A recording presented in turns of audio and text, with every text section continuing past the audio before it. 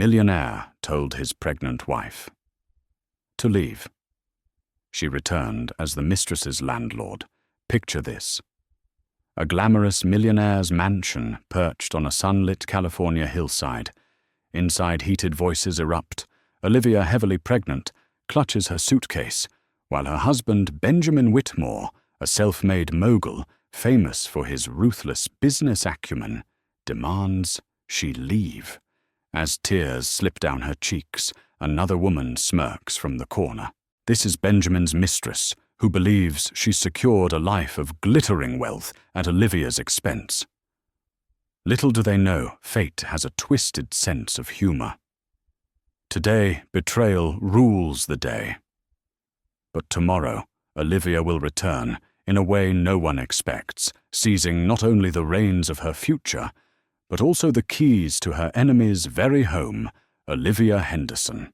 Whitmore was raised in the modest suburb of Glendale, California. She came from a tight-knit family where her father, George Henderson, ran a small mechanics shop, and her mother, Miriam, taught violin to neighborhood children. From an early age, Olivia learned that loyalty and love were the cornerstones of a lasting marriage. When she met Benjamin Whitmore during her junior year at UCLA, she thought she had found that kind of love forever. He was an ambitious, towering figure, already earning money through entrepreneurial side hustles. While still pursuing a degree in business administration, Benjamin had grown up in a less fortunate environment, adopted by an older couple who never had children of their own. He was always hungry for success. By the time he graduated, he'd launched a small tech startup that provided logistical solutions for major retailers. His appetite for domination in the market was unmatched, so was Olivia's belief in him. After college, the two got married in a quaint ceremony at a hilltop chapel. Their wedding was neither lavish nor cheap, just personal, intimate, and brimming with genuine joy. With sparkling eyes, they promised each other a lifetime of commitment, partnership, and unwavering support. For nearly a decade, they faced the world as a united front. Through the sweat and tears of establishing Benjamin's multi-million-dollar enterprise, Whitmore Innovations, they celebrated every milestone together. Olivia sometimes performed tasks as simple as filing paperwork or organizing events. But she always stood by Benjamin, cheering him on through late nights and stressful negotiations. When the news arrived that Olivia was pregnant, no one was more overjoyed than her parents, George and Miriam. Meanwhile, Benjamin's reaction was strangely subdued. He smiled, yes, and even took her out for a celebratory dinner at a chic downtown restaurant. But there was a subtle distance in his eyes. At the time, Olivia brushed it off, chalking it up to the stress of running a rapidly expanding empire. She thought, once he meets our baby, once he holds them in his arms, everything will fall into place. But cracks had already formed in their marriage. Benjamin started spending late nights at the office, rarely came home for dinner, and when he did, his mood was sour. Olivia's attempts at conversation were met with annoyance. She would try to talk about the baby's room, decor, medical checkups, her cravings, the usual joys and trials of pregnancy. Yet Benjamin seemed uninterested, a man whose mind was consumed by profits, expansions, and board meetings. Soon enough, rumors swirled around Whitmore Innovations. Associates started whispering that Benjamin had been spotted with a woman named Cassandra at high-end restaurants. Some said she was a new recruit in his marketing department. Others claimed she was a wealthy investor from overseas. Olivia, who had always trusted her husband, initially scoffed at the gossip. She kept telling herself that if Benjamin was with another woman in professional settings, it was strictly business. But as the rumors grew stronger and more specific, those illusions began to crack. All the while, Olivia was battling her pregnancy, pains largely alone. Tired, emotionally drained, and neglected, she finally confronted Benjamin. One night she asked him point blank, "Ben, are you seeing someone else?" He was resting on the living room sofa, exhausted from a meeting that had run until 9 o'clock. The question appeared to startle him, but only for a fleeting second. Then he straightened, stared at her coldly, and lied. "Of course not. Don't be ridiculous." Olivia's suspicions momentarily subsided. She wanted desperately to believe him, yet doubt doesn't simply vanish over the next few weeks. Olivia probed gently. She checked his phone once, feeling guilty about it, but with good reason, for there were messages from a woman named Cassandra Fields. They were anything but professional lovey-dovey emojis, late-night thinking about you, confessions and talk of a future beyond the confines of an extramarital affair. Olivia's heart pounded as she read them. She trembled with anger, heartbreak, and a betrayal so profound it robbed her of breath. Confronting him again, Olivia demanded the truth. Benjamin's response came clipped and irate. "If you're so insecure, maybe you should leave." The words Benjamin hurled at Olivia the night before still rang in her ears like a broken echo. If you're so insecure, maybe you should leave. She had expected denial, maybe an angry outburst, but not cold dismissal. It wasn't just the betrayal that shattered her. It was how easily he pushed her aside, like she was a temporary inconvenience in the grand architecture of his life. The morning after Olivia awoke, with puffy eyes and a swollen heart, she hadn't slept, only lay still in bed, one hand over her belly, the other clutching a pillow that smelled faintly of Benjamin's cologne. She didn't cry anymore. The tears had dried, somewhere between disbelief and numbness. In their place was a growing hollow ache that no amount of logic could soothe downstairs. The house felt colder than usual, not in temperature, but in atmosphere. The walls that once echoed laughter and late-night talks now seemed to pulse with tension, and that's when she heard it. Laughter. A woman's laughter. She followed the sound, barefoot, past the kitchen and into the grand living room, where sunlight poured in through towering glass windows. And there they were, Benjamin and Cassandra. They sat side by side on the white velvet sofa, as if they were the rightful owners of the space. Cassandra wore a silk blouse and tailored slacks, her sleek black hair cascading over her shoulders. Her nails were perfectly manicured. Her smile was sharp and confident. She looked every bit the corporate goddess Olivia had only seen in magazines. Olivia froze in the doorway. Benjamin looked up. No guilt, no shame. Just a brief moment of surprise, followed by indifference. Cassandra turned slowly, and her eyes scanned Olivia's body, pausing deliberately at her swollen belly. Then she smiled with a smug sweetness and said, "So this is Olivia. I've heard so much about you." Olivia's breath caught in her throat. The air thickened. Her hands clenched at her sides. Every instinct screamed for her to scream, to throw something, to demand answers. But she stood still, wounded, but proud. Benjamin set down his glass of scotch. "We're discussing business," he said flatly, as if that explained everything. As if business included welcoming a mistress into the home he shared with his pregnant wife. "Business," Olivia repeated under her breath. "How professional of you." Cassandra tilted her head. "We didn't mean to intrude. You seemed so busy lately. I wasn't expecting guests," Olivia said, her voice trembling but firm. "Especially not in my living room." Benjamin sighed. "Olivia, don't make this a scene." Her lips parted. "A scene? Are you actually? We'll talk later," he interrupted, standing and walking away. Like it was nothing.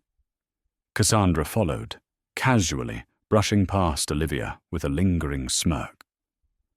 "Stress isn't good for the baby," she whispered sweetly. That broke something inside Olivia. As they disappeared upstairs, possibly to explore the same bedroom where she and Benjamin had once dreamed of cribs and lullabies, Olivia stood frozen, heart pounding, the world crumbling quietly beneath her feet. The following weeks were a blur of cold silences and whispered insults. Benjamin came and went on his own schedule, often leaving for meetings that lasted into the night. When Olivia confronted him, his answers were clipped and defensive. "You're imagining things. Don't make this harder than it needs to be. You're hormonal." He didn't even deny Cassandra anymore. He just deflected. Defended her and Olivia. She withered quietly in the shadow of betrayal, trying to hold herself together for the sake of the child growing inside her. She cooked dinner for one. She cried in the shower. She stopped talking to her parents, unable to admit what was happening. The gossip outside their mansion walls was louder than ever. Olivia's phone buzzed with messages from acquaintances and distant friends. Some offered concern. Most offered pity. But nothing compared to the day it all collapsed. It was a warm Sunday afternoon. Olivia had spent the morning in the nursery, folding baby clothes, trying to imagine a future that felt increasingly uncertain. She came downstairs for a glass of water and stopped mid-step. Cassandra was in the foyer with a suitcase. Benjamin stood beside her, speaking in a low, intimate voice. She was moving in. "Are you serious?" Olivia asked, her voice breaking. Benjamin looked up. His eyes were cold, calculating. "This isn't working, Olivia. I've tried to be patient, she whispered. "You brought your mistress into our home, while I'm pregnant, while I'm still your wife." Cassandra turned. "I don't want any drama. We just want peace." Olivia stared at Benjamin. "Then say it. Say you want me gone." He didn't hesitate.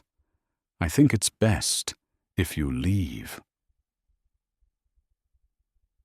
There was no fight, no screaming match, only silence. Olivia went upstairs, packed a small suitcase with clothes, her prenatal vitamins and the ultrasound photo she had taped above the mirror. She took nothing else. Everything else had been poisoned. She walked out the front door, not saying goodbye. The taxi driver didn't ask questions. She gave him her friend Carolyn's address. Her hands trembled the entire ride.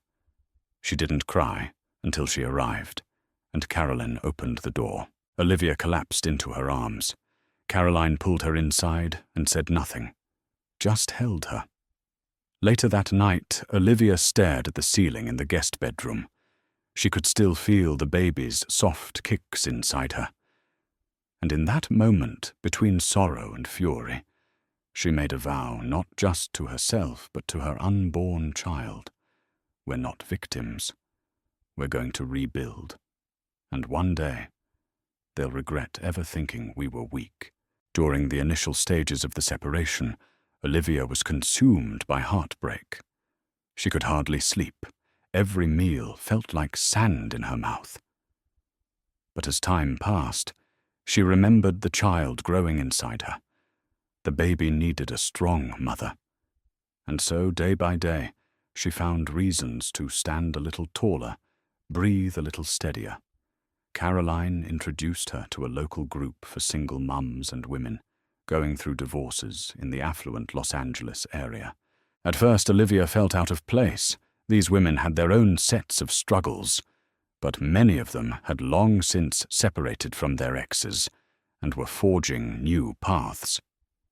She was still grappling with the fresh sting of betrayal. However, the group meetings gradually became a lifeline. Each woman's story reminded Olivia that heartbreak, though painful, could lead to strength and renewal if harnessed correctly. All the while, Michael Donovan was preparing a strong legal case. He believed Benjamin owed Olivia not just spousal support, but also a fair share of property and assets acquired during their marriage, especially given her contributions to Whitmore Innovations' early growth. But Benjamin, as though acting on Cassandra's cunning advice, began dragging his feet with the legal process. He insisted on prenuptial clauses that Olivia wasn't even aware she'd signed. He used all his high-powered legal connections to stall. Meanwhile, tabloids began circulating rumors of Benjamin's high-profile romance, with Cassandra painting Olivia as the pitiful ex-wife who was too fragile to handle a man of his stature. Caroline, protective, as ever, grew incensed at each new tabloid headline. "You have every right to fight back," she told Olivia. "But first, let's get you a stable income." Through her real estate connections, Carolyn found an opportunity for Olivia to do part-time administrative work for a property management company. Despite her pregnancy, Olivia accepted. It was a chance to learn about real estate, an industry that always piqued her curiosity, but she never fully explored. She dove into the job with surprising enthusiasm. Balancing her medical appointments, legal meetings, and emotional recovery, she managed to stay afloat thanks to Carolyn's unwavering support. Her tasks involved coordinating property listings, working with potential tenants, scheduling maintenance, and learning the ropes of negotiation. As her belly grew, so did her determination. She was beginning to see that knowledge was power. During a lunch break one day, Carolyn told her about a client who was selling a 4-unit apartment building at a reasonable price. It was an older building in West Hollywood, near trendy restaurants and a growing neighborhood. "If we pool some resources," Caroline suggested, "maybe you can buy it. You'll have monthly rental income, and property values around here are going up every year. You can become a landlord yourself." Olivia nearly laughed at the idea. "Me, a landlord? I can barely manage my own life right now." But Caroline gently reminded her of the importance of financial independence. She also assured Olivia that she, Caroline, had enough credibility as a real estate agent to secure a decent mortgage loan, especially if Olivia could muster a down payment. The concept brewed in Olivia's mind. If Benjamin was toying with her, financially fighting tooth and nail in court to give her the bare minimum, perhaps real estate investment was a path to stand on her own. After thorough consideration and encouragement from Michael Donovan, who believed in diversifying her potential income, Olivia decided to make a move. She used her small savings and borrowed the rest from Carolyn and her parents, forging a plan to purchase the 4-unit property. The process was nerve-wracking. Inspections, paperwork, legal forms. Olivia was reminded of the early days of helping Benjamin set up his business. Back then, she'd had unwavering faith in him. Now she needed that faith for herself. The morning the closing papers were signed, tears of pride and relief glistened in her eyes. She was doing this alone, no trust fund, no millionaire spouse's backing. It was just her unborn baby, and the determination to survive and thrive. Owning a property was one thing. Managing it as a landlord was another. The 4-unit apartment in West Hollywood, an older brick structure, needed some renovations. 2 units were occupied by long-time tenants, including an elderly widow named Nancy Robbins and a young musician named Jay Matthews. The other 2 units were empty, awaiting new renters. With her belly growing noticeably, Olivia waddled around the building to assess every repair needed. Faulty plumbing, peeling paint, rotting window frames. At times, she felt overwhelmed. She'd glance down at her pregnant stomach and wonder if she was taking on too much. But the sense of purpose revitalized her spirit. She spent afternoons making calls to contractors, negotiating prices, learning basic DIY fixes, and coordinating with Caroline to list the vacant units at a fair but profitable rate. Meanwhile, her legal battles with Benjamin raged on each court. Hearing felt like stepping onto a battlefield. Michael Donovan would present evidence of Olivia's contributions to Whitmore Innovations, show how she had supported Benjamin financially and emotionally in its early stages. But Benjamin's legal team countered with their carefully crafted narrative of a prenuptial agreement. They insisted she had no role in his newfound wealth. They labeled her claims as inflated and unsubstantiated. Though tensions were high, Olivia clung to the small victories. A judge ruled that Benjamin had to pay for Olivia's medical expenses for the remainder of her pregnancy. Another judge requested a forensic accountant to examine the timeline of Whitmore Innovations' growth. A third refused to sign off on a quick divorce settlement, stating that the matter required deeper investigation. With every legal hurdle, Olivia found solace in the steady progress of her apartment building. Nancy Robbins became a grandmotherly figure, offering Olivia homemade cookies and knitted baby blankets. Jay Matthews, the musician, would occasionally strum his guitar in the courtyard, singing lullabies that soothed Olivia's frayed nerves. The sense of community and mutual support bolstered Olivia's resolve. At 7 months pregnant, she was busier than ever. Still living with Caroline, she managed to hold down her part-time job in property management while overseeing renovations. Each day brought new challenges. Contractors arrived late, materials cost more than expected, and prospective tenants required background checks. One Friday, as she stood with her hands on her lower back, trying to ease the tension, she got a call from a prospective tenant. "I'm calling about the West Hollywood apartment listing." A young woman said, "My name is Cassandra Fields. I'd love to schedule a viewing." Olivia's heart froze. Cassandra Fields. The name was so distinctive, so impossible to forget. It was her, the Cassandra Benjamin's mistress. The one who had orchestrated so much pain and stolen so much joy. Olivia's entire body tensed, but she forced her voice to remain steady. "Could you repeat your name, please?" she asked, just to confirm. The woman repeated it, Cassandra Fields. For a heartbeat. Olivia considered hanging up without a word, but then a chilling calm washed over her. If Cassandra wanted to see the property, Olivia would show it to her. "Yes, the apartment is still available," she said, her voice unwavering. "When would you like to view it?" They agreed on a time the following week.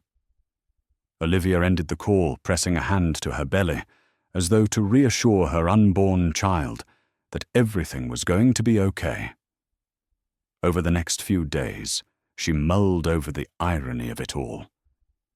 Of all the apartments in Los Angeles, why would Cassandra call about mine? Then she recalled Cassandra was not from L. A. She was originally from Chicago and had relocated here to be with Benjamin. Perhaps she was looking for a place of her own, or maybe it was a decoy. Curiosity gnawed at Olivia. She called Caroline, who simply said, "This is insane, but also, maybe it's a sign. Show her the place. Let karma do the rest." When the day arrived for the showing, Olivia ensured her hair was brushed neatly. Her posture was confident. She welcomed Cassandra at the front door of the building. The woman looked immaculate, as always. Her expression instantly changed when she recognized Olivia. Shock registered first, then a flicker of defiance. "Olivia," she said, her voice a tight coil of tension, "had no idea you owned this building, and I had no idea you were looking to rent." Olivia countered calmly. She gestured toward the entrance, trying to mask her racing heart with a polite smile. "Would you like to see the unit for a moment?" It seemed Cassandra might flee, but her pride won out. She followed Olivia up the stairs. The unit was small but newly renovated. A cozy living room, a compact kitchen, a bathroom with new tiling. Cassandra walked around slowly. occasionally glancing at Olivia's pregnant belly. Olivia could feel the tension so thick it could be cut with a knife. "It's a decent place," Cassandra said. "Close to my new job, Benjamin." "Well, we're not exactly." She trailed off, trying to mask a flicker of discomfort. Olivia had no intention of prying or feigning sympathy. She simply raised an eyebrow, waiting for Cassandra to continue. Eventually, Cassandra confessed she was looking to move out of the mansion because living with Benjamin had turned complicated. "He's a busy man," she said, as if that were explanation enough. "And I want my own space," I thought he would. "But never mind. I'd like to rent this place, if you'll let me." The request sparked a swirl of conflicting emotions in Olivia. Here stood the woman who contributed to destroying her marriage, now asking for a roof under which to live. The irony was delicious. She swallowed her pride, remembering that renting the unit would mean steady income. More importantly, it would place her in a position of power. After a moment's pause, she said, "I'll run your background check, verify your references, and if everything checks out, we can sign a lease. The rent is $2,500 per month, plus utilities." Cassandra nodded, seemingly relieved. They both knew the score. Cassandra needed a place to live independently of Benjamin's uncertain whims, and Olivia was the landlord. The tables had turned. The news travelled faster than wildfire among the well-manicured whispers of LA's elite. Somewhere between a real estate transaction and poetic justice fate had written a plot twist that none of them could have predicted. Cassandra Fields, the mistress, was now living in a unit owned by Olivia Whitmore, the wife she helped betray. It all began with a simple phone call. Olivia had just returned from a routine prenatal checkup and was organizing tenant files in the modest office she set up in the back bedroom of her apartment. The property had become her new lifeline, not just financially but emotionally. With every repaired pipe and freshly signed lease, she was reclaiming parts of herself. She still had late-night doubts, but Charlotte's fluttering kicks in her womb reminded her of the life she was creating, a life rooted in strength. Then the phone rang. "I'm calling about the West Hollywood listing," said a voice, confident and polished. "Is the one-bedroom unit still available?" "Yes, it is," Olivia replied, tapping her keyboard to pull up the listing. "Great," the woman said. "My name is Cassandra Fields. I'd love to schedule a tour." The name froze Olivia. Her pen fell from her fingers. Cassandra. She didn't say anything for a few seconds. Her mind scrambled. Her breath caught between disbelief and rage. But when she found her voice, it was calm. "Yes, Ms. Fields," she said smoothly. "We can schedule a showing for Tuesday afternoon. 3 p.m. sound. Okay? Perfect." Cassandra chirped.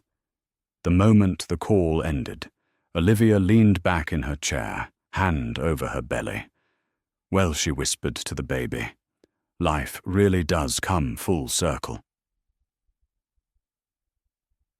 On Tuesday, the sky was washed with golden light, the kind that made everything look deceptively peaceful. Olivia wore a crisp white button-down over a maternity tank paired with fitted black slacks. Her hair was tied back into a bun, exposing a face sharpened by resilience. The building had just received a fresh coat of paint. Flowers she had planted herself bloomed near the gate. It looked beautiful, like a place meant for new beginnings. And then Cassandra arrived. She stepped out of a black Audi, wearing oversized sunglasses and a blazer that screamed old money elegance. As she approached, she removed the shades and smiled until her eyes met Olivia's. "Oh," Cassandra said, stopping mid-stride. "You're the landlord?" "Yes," Olivia replied. Welcome, I'm Olivia Whitmore. The recognition hit Cassandra like a slap. Her lips parted slightly, but no words came out at first. Olivia simply smiled, gesturing toward the stairs. Shall we begin the tour? They climbed the steps in silence. Inside the apartment gleamed. Olivia had overseen the renovations. Personally, new light fixtures, refinished hardwood floors, upgraded appliances.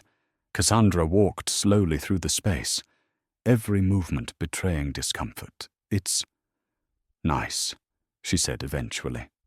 Thank you, Olivia replied. I make sure every unit is up to standard.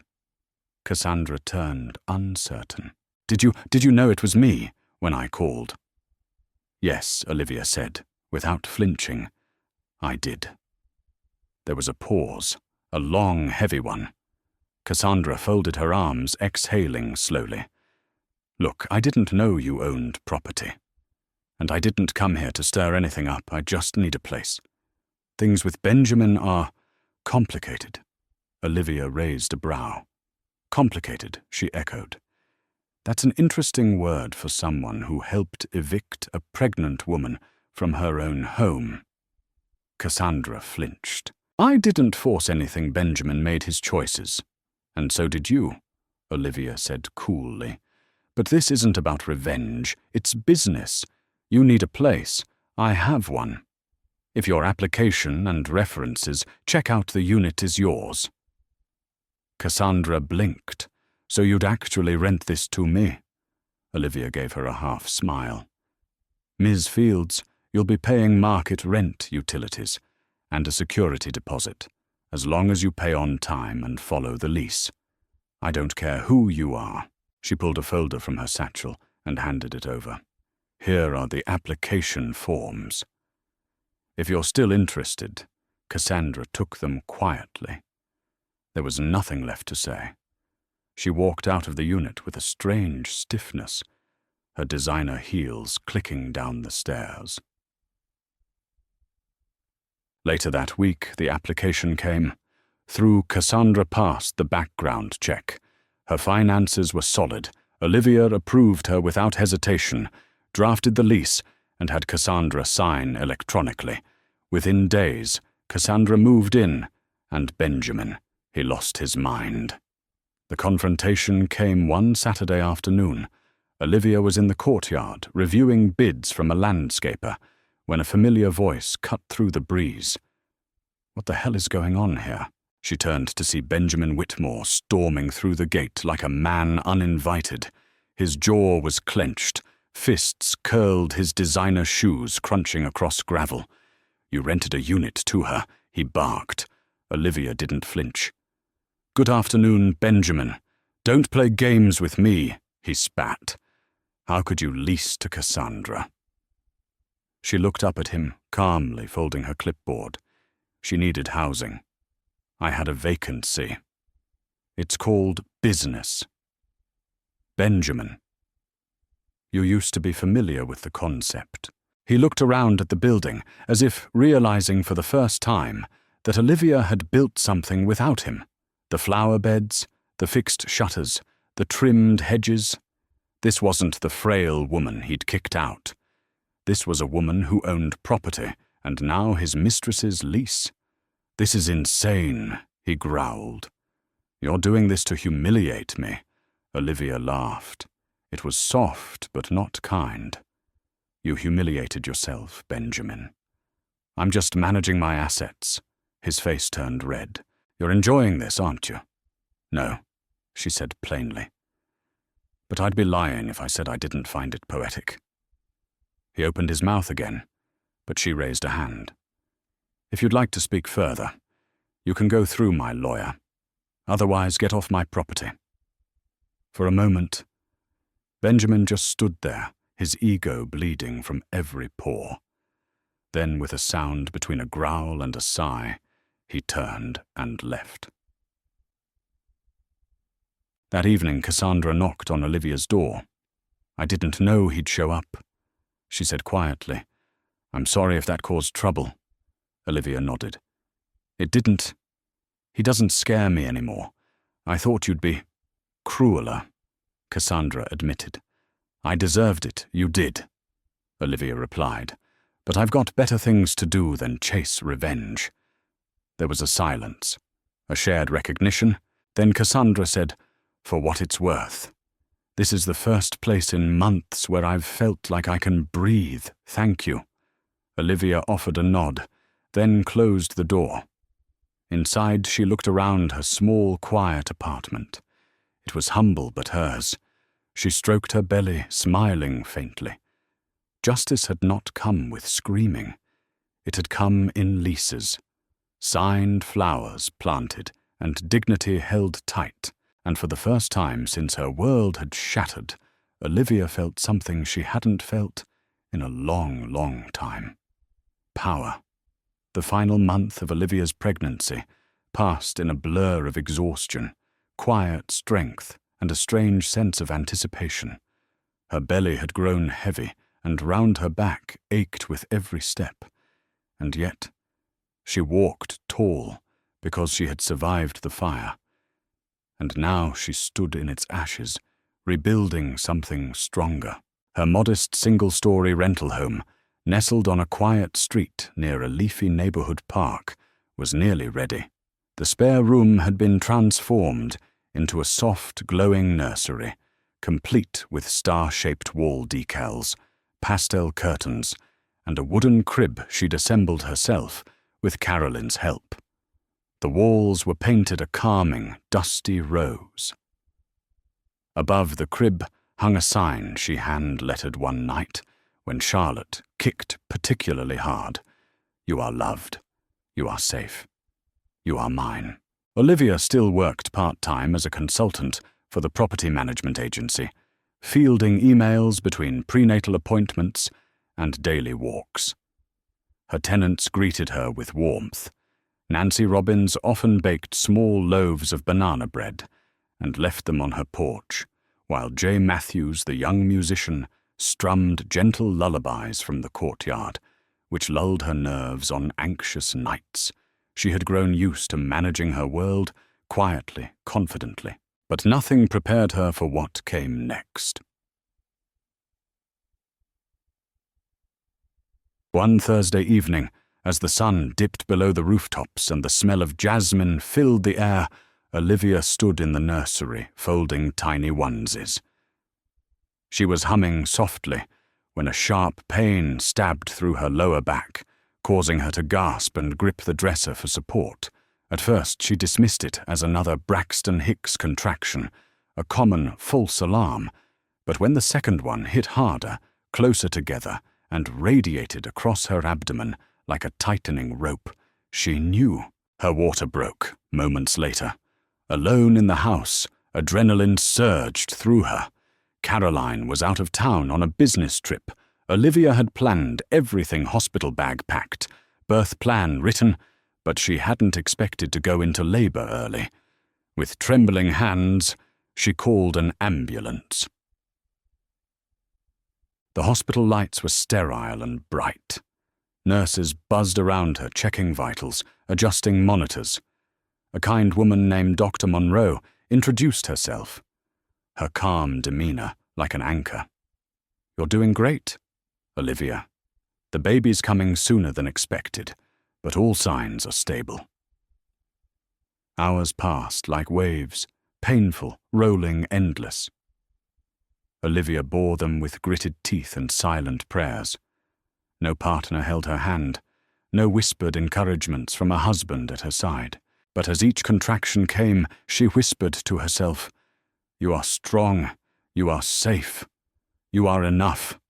By early morning, her cries echoed through the delivery room, and with one last push and a scream torn from the depths of her soul, her daughter entered the world. A piercing cry, a flood of warmth, a silence so complete it brought tears to every face in the room. Dr. Monroe wrapped the baby in a soft blanket and placed her on Olivia's chest. Congratulations, she said gently. It's a girl. Olivia looked down her arms, cradling the tiny squirming bundle, and her breath caught the baby had a full head of dark hair, delicate fingers that curled instinctively around Olivia's thumb, and eyes shut tight in peaceful protest of the new world Charlotte Rose. Olivia whispered, her voice breaking, "Welcome home." She held her daughter for what felt like hours, pressing kisses to her forehead, tracing her cheeks with reverence. The pain, the betrayal, the loneliness. It all blurred into the background. Only this little life mattered now. Only Charlotte. It wasn't until much later, when Olivia was settled in a quiet recovery room, and Charlotte was sleeping in the bassinet beside her, that a nurse returned with a message. "Miss Whitmore," the nurse said softly, "there's a visitor here. A Mr. Benjamin Whitmore. He says he's the baby's father." Olivia's stomach twisted. She hadn't told him, she hadn't planned to, but somehow word had reached him. Perhaps Carolyn had called in concern. Perhaps someone at the hospital had leaked the admission. It didn't matter, he was here. After a long silence, Olivia nodded. Let him in, but only for a few minutes. Benjamin entered slowly, awkwardly. He wasn't the confident mogul she remembered. His once flawless designer suit was rumpled, his expression wary and tired. In his hand was a small teddy bear, still in its gift bag. When he saw Olivia, disheveled, pale radiant with exhaustion, his breath caught. Then he saw Charlotte. He froze. "She's beautiful," he said after a moment. "She has your mouth?" Olivia didn't respond at first. She simply gazed at her child, brushing the soft curls on Charlotte's head. "What's her name?" he asked Charlotte. "Rose Whitmore," she answered. "I chose it months ago, before everything." Benjamin nodded slowly. His voice cracked when he spoke again. "I want to be part of her life." Now she looked at him, and for the first time in a long time, her expression wasn't angry or heartbroken. It was something else. Steady, tired but whole. "That depends," she said simply. "Not on promises, but on action. You don't get to walk in and out of her world. If you're here, you stay, consistently, respectfully. That's what being a father means." He lowered his eyes. "I know I've made unforgivable mistakes. I know I don't deserve—" "No," Olivia interrupted gently. "You don't. But she deserves a chance to know her father. If you're willing to do the work, we'll figure out how." The baby stirred, and Benjamin instinctively stepped forward. "Can I hold her?" Olivia hesitated. Then, with careful movements, she picked up Charlotte and placed her into his arms. Benjamin cradled her, staring at the tiny life he'd once cast aside through indifference. Tears slid down his cheeks, silent and unbidden. Olivia watched him, emotions swirling. Part of her remembered the man he used to be. Another part, the man who had betrayed her. But above all, she was now something else. A mother, a protector, and a woman who no longer needed anyone's permission to rise. After a few minutes, she took Charlotte back, kissed her softly, and whispered, "We're going to be okay." And she meant it. 3 months later, Olivia had settled into motherhood with surprising grace. The early weeks were rough, sleepless nights, constant feedings, the swirl of hormone-induced emotions. But each time Charlotte smiled or grasped Olivia's finger, every hardship felt worthwhile. Her tenants, Nancy Robbins and Jay Matthews, occasionally stopped by with baby gifts or homemade meals. Even Cassandra, from time to time, left a short, polite message on Olivia's phone. "Congrats on the baby. Hope you're doing well." While Olivia was finding her footing, Benjamin's world began to crumble in ways he never anticipated. First came the rumors of internal strife at Whitmore Innovations. A major investor from London pulled out of a significant deal, citing ethical concerns about Benjamin's leadership style. Then word spread that several high-level employees were quitting, citing workplace toxicity. Unchecked arrogance, it seemed, was catching up to Benjamin. With diminishing investor confidence, the company's stock prices wobbled. For someone who prided himself on unstoppable success, this was a devastating blow to his ego. As if business troubles weren't enough, Benjamin found himself embroiled in scandal when a former employee accused him of harassment. Though the details were murky, it sparked a media frenzy. Overnight, the mighty image of Benjamin Whitmore, the savvy, unstoppable millionaire, was tarnished by allegations and internal disputes. Cassandra, who had tried to maintain ties with him even after moving into Olivia's building, felt the brunt of the fallout. Her entire association with him was now under scrutiny.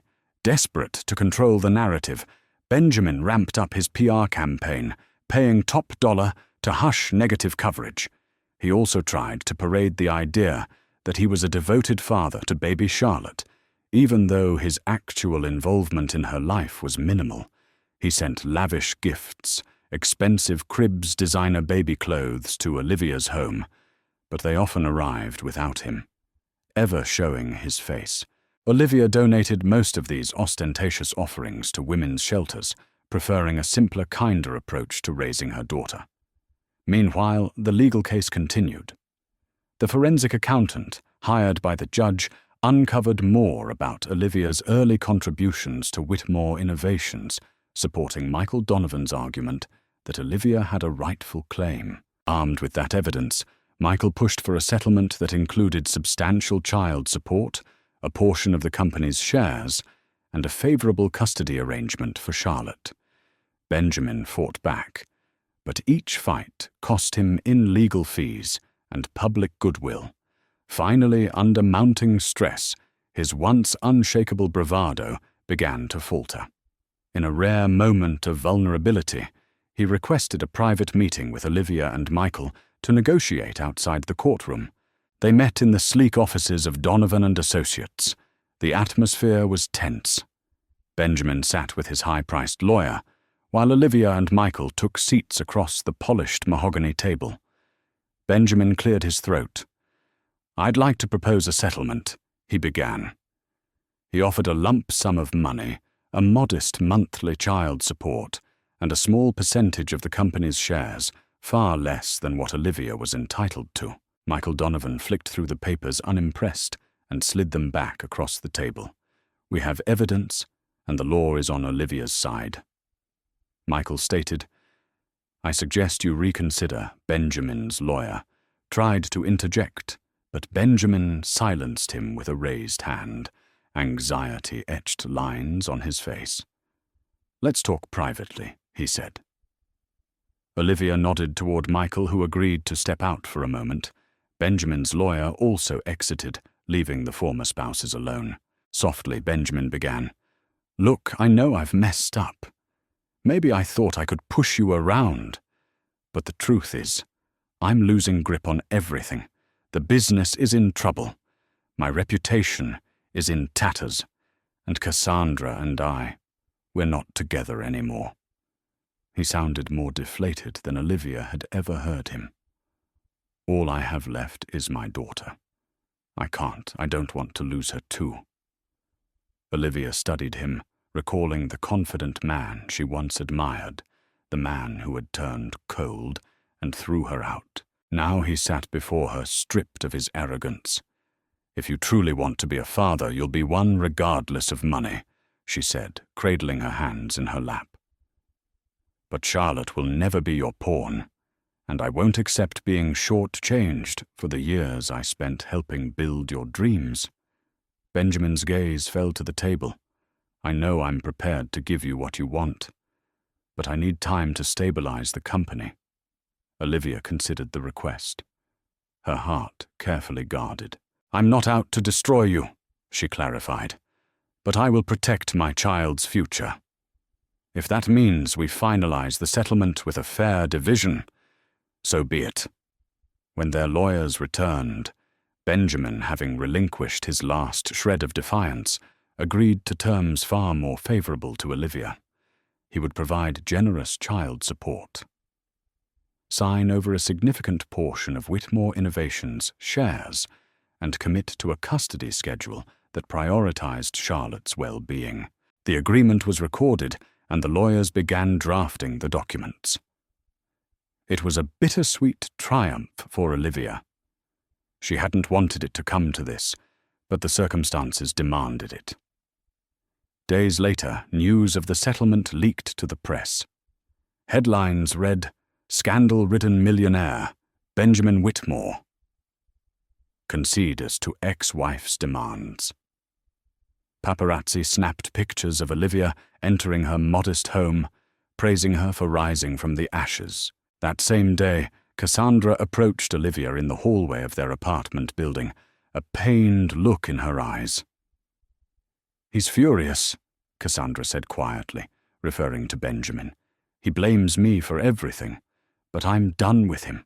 I'm just sorry for everything. Olivia, I really am." For a moment, Olivia felt genuine pity. Cassandra had been complicit in the betrayal, but she had also faced her share of Benjamin's wrath.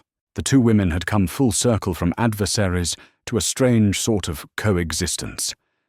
"It's over now," Olivia said simply. "We all have to move on." Cassandra managed a small nod. She handed over a final rent check before announcing her decision to move back to Chicago for a fresh start. Olivia processed the unexpected twinge of sadness as she watched Cassandra walk away. In an odd way, the woman had been instrumental in helping her discover her own strength. By the time Charlotte was 6 months old, life had settled into a manageable rhythm. Olivia thrived as a landlord, with all 4 units occupied by reliable tenants. Her part-time role at the property management company shifted into a more flexible consulting position, allowing her to spend ample time with Charlotte while still growing her knowledge in real estate. The once intimidating tasks of dealing with contractors, scheduling repairs, and balancing budgets had become second nature. With the settlement money in a secure account, Olivia could afford additional renovations on her building and even considered expanding her portfolio. She met other women in the industry, forging alliances and friendships, each encouraging her to set bigger goals. Some offered partnerships, while others simply reminded her that she wasn't alone in her quest for success. Meanwhile, Benjamin's downfall continued. Court documents revealed questionable financial dealings within Whitmore Innovations, leading to official investigations. Some board members pressed him to step down as CEO, claiming it was the only way to salvage the company's reputation. Though he struggled against the tide, eventually he was forced to resign. Watching the news coverage, Olivia felt no joy in seeing him lose everything. She remembered how, once upon a time, she had admired his ambition. But she also acknowledged that a man who built his empire on cruelty and disregard for those closest to him was bound to face the consequences. In an unlikely twist, Benjamin started to show up more regularly for his scheduled visits with Charlotte.